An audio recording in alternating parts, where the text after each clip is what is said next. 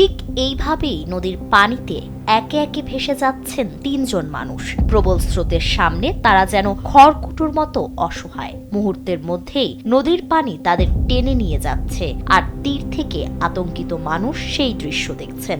সবচেয়ে ভয়াবহ বিষয় হলো ভেসে যাওয়া এই ৩ জনই একই পরিবারের সদস্য।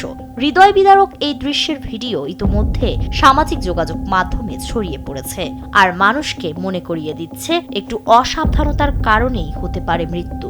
ঘটনাটি ঘটেছে ভারতের হিমাচল প্রদেশের কুল্লু জেলার মণিকরণের কাছে পার্বতী নদীতে। লোডশেডিং কিংবা ঘরের বাইরের তীব্র গরমে ওয়ালটন রিচার্জেবল ফ্যান থাকলে থাকবে শুধু বাতাস আর বাতাস।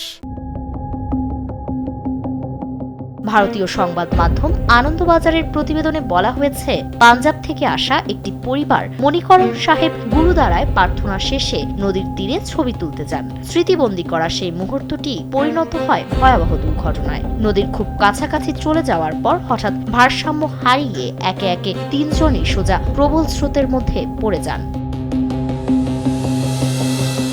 এরপরই শুরু হয় এক ভয়ঙ্কর লড়াই। পাহাড়ি নদী তীব্র স্রোত তাদের মুহূর্তের মধ্যেই ভাসিয়ে নিয়ে যেতে থাকে দূরে। কয়েক সেকেন্ডের ব্যবধানে ৩ জনই একে একে স্রোতের টানে ভেসে যেতে থাকেন, আর মুহূর্তেই নদীর অনেকটা দূরে হারিয়ে যান তারা।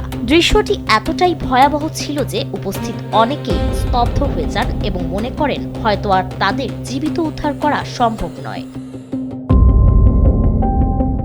তবে এই ভেসে যাওয়া দৃশ্য দেখে দ্রুত পুলিশ ও জরুরি উদ্ধারকারী দলকে খবর দেয় স্থানীয়রা। তারা এসে উদ্ধার কাজ শুরু করে। তবে সৌভাগ্যবশত ভেসে যেতে যেতে পরিবারের 2 সদস্য নদীর একটি তুলনামূলক নিরাপদ অংশে পৌঁছে যান। সেখানে স্থানীয়রা জীবনের ঝুঁকি নিয়ে তাদের টেনে তীরে তুলে আনে। পরে ঘটনাস্থলে পৌঁছে উদ্ধারকারী দল পরিবারের 3য় সদস্যকেও নিরাপদে উদ্ধার করতে সক্ষম হয়।